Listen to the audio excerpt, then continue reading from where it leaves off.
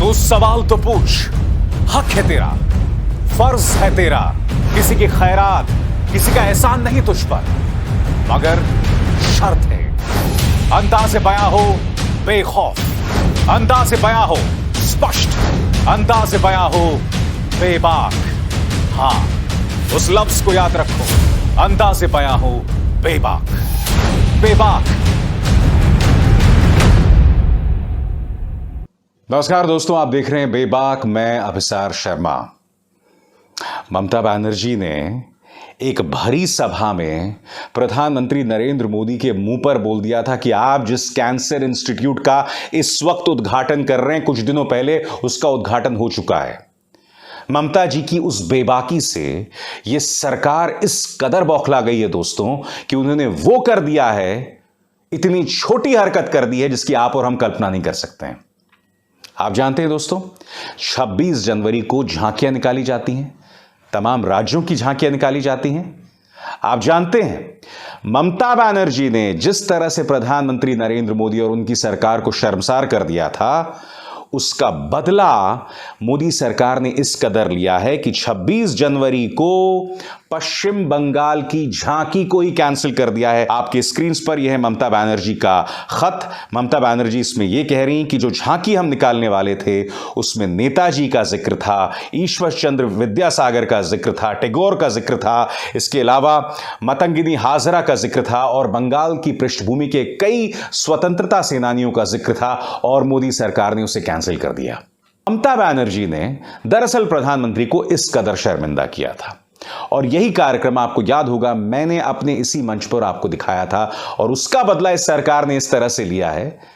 सोच देखिए कितनी छोटी है कि उन्होंने पश्चिम बंगाल की झांकी को ही खत्म कर दिया। और सबसे बड़ी विडंबना क्या है मैं आपको बताता हूं। इस बार 26 जनवरी को लेकर जो जश्न है वो 3 दिन पहले से शुरू हो रहा है। जी हां, 23 जनवरी से। क्यों? क्योंकि 23 जनवरी को नेताजी सुभाष चंद्र बोस की जन्म शताब्दी है, उनका 125वां जन्मदिन है। और ये कितनी बड़ी अजीबोगरीब विडंबना है कि जिस 26 जनवरी को हम नेताजी को सम्मानित कर रहे थे, नेताजी जिस राज्य से आते हैं यानी कि पश्चिम बंगाल, उसी की झांकी नहीं निकाली जाएगी। कितने शर्म की बात है दोस्तों। मैं आपको बतलाना चाहूंगा ममता बनर्जी ने क्या लिखा है। सरकार को उन्होंने कहा है, In a letter to Prime Minister Modi, Banerjee said she has been profoundly shocked and hurt by centre's decision to abruptly exclude the proposed tableau of the government of West Bengal from the ensuing Republic Day parade.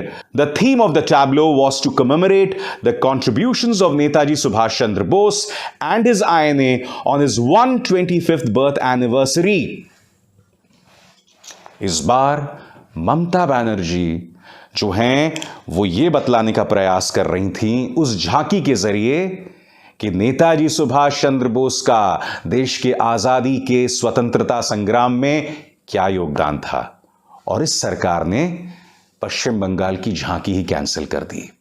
दोस्तों, मैंने अपने कई कार्यक्रमों में कहा है कि यह सरकार आलोचना नहीं बर्दाश्त कर पाती, खासकर जब उनका सामना ममता बनर्जी जैसी शख्सियत से हो।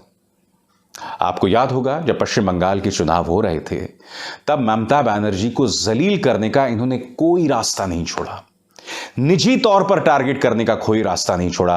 पहले तो आपको याद होगा प्रधानमंत्री नरेंद्र मोदी एक भरी सभा में कहते हैं कि ममता बनर्जी आतंकवादियों का साथ दे रही थी, यानी कि संवैधानिक पद पर बैठी एक महिला को आतंकवादी समर्थन कोई और नहीं प्रधानमंत्री बता रहे थे।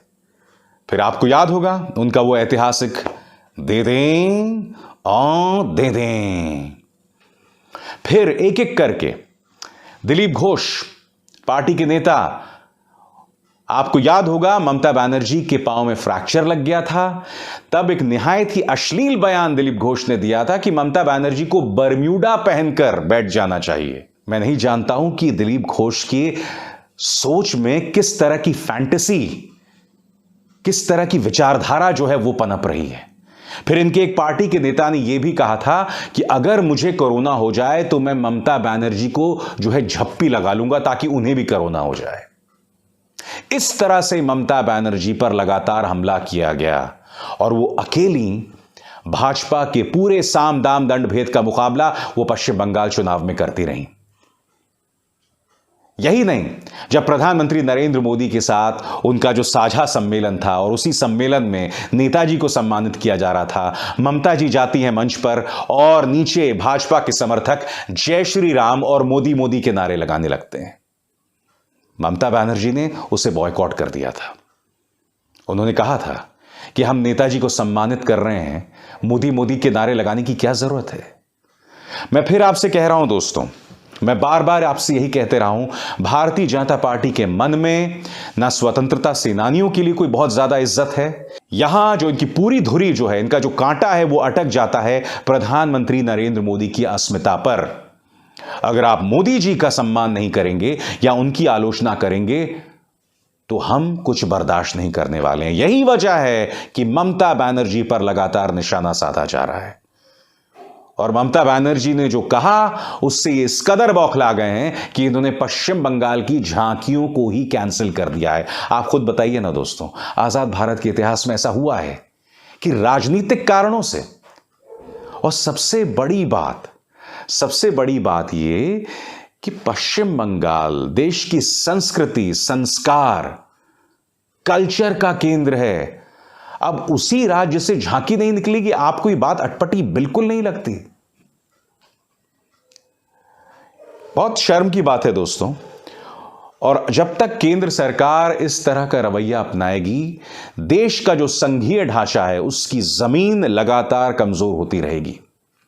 मोदी सरकार की एक ही उपलब्धि रही है दोस्तों, इन्होंने पिछले 7 सालों में राज्यों और केंद्र में जो रिश्ते रहे हैं वो बद से बदतर होते गए। खासकर इनके रिश्ते जो नॉन बीजेपी स्टेट से रहे हैं। कितनी शर्म की बात है। मगर मैं उम्मीद करता हूं दोस्तों कि तमाम राज्य अपनी आवाज बुलंद करते रहेंगे, क्योंकि अगर आप झुक जाएंगे, और ऐसा कई राज्य कर भी रहे हैं, कई ऐसे नॉन बीजेपी स्टेट्स कर रहे हैं, तो फिर भारतीय जनता पार्टी कहीं रुकने नहीं वाली है। वो देश के संघीय ढांचे को रौंद देगी, संविधान को रौंद देगी, तमाम जो मर्यादाएं हैं लोकतंत्र की उसे रौंद देंगे। उससे लोग पीछे नहीं हटने वाले हैं। अभिसार शर्मा को दीजिए इजाजत। नमस्कार।